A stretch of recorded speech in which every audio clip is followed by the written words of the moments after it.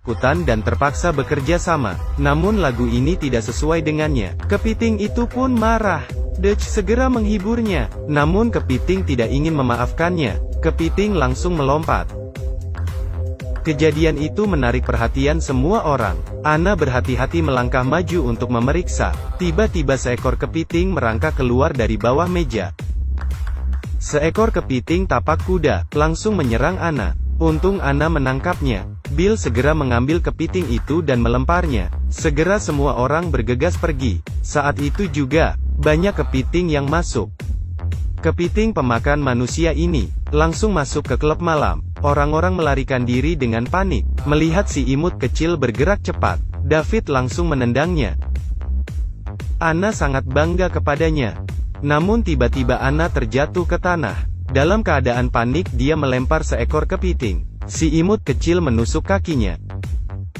Kemudian seekor kepiting menaiki stand DJ, dan mulai menyalakan musik. Di bawah alunan musik, manusia dan kepiting tapal kuda berperang hebat. Akhirnya setelah perlawanan manusia, kepiting pun kalah terbunuh. Tapi belum sempat bernafas legas, seekor kepiting tapal kuda mutan merangkak keluar. Tidak hanya besar, dia juga memiliki taring yang keras. Orang-orang ketakutan dan lari. Saat itu juga David tiba-tiba jatuh ke tanah. Kepiting dengan cepat mengejarnya. David meminta mereka pergi duluan. Bill demi melindungi David, dia dengan tegas berdiri di depan. Kepiting perlahan-lahan mulai mendekat. Kelihatannya dia akan menyerang. Peter tiba-tiba muncul dari dalam, berhasil menyelamatkan mereka.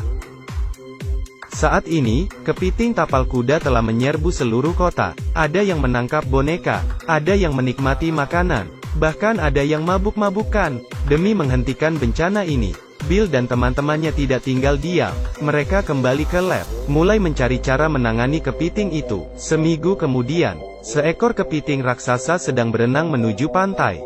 David telah melakukan segala upaya, dan akhirnya mereka berhasil menciptakan Godzilla besi. Ketika monster kepiting tiba, David segera mengusirnya. Segera mereka mulai berkelahi.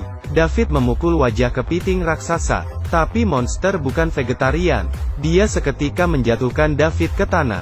David bangkit dan memukulnya. Tepat ketika akan menyerang lagi, monster kepiting menahannya.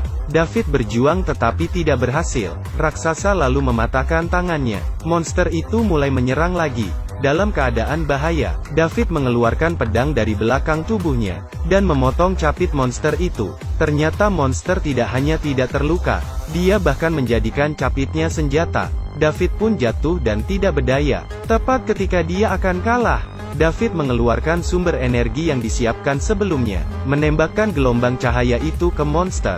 Energi yang kuat langsung menembus tubuh monster itu. Seketika monster pun mati di tempat. Bencana ini pun berakhir. Di akhir film, David hidup bahagia bersama Anna. Saya Ahai. Bagi teman yang menyukainya tolong di like ya.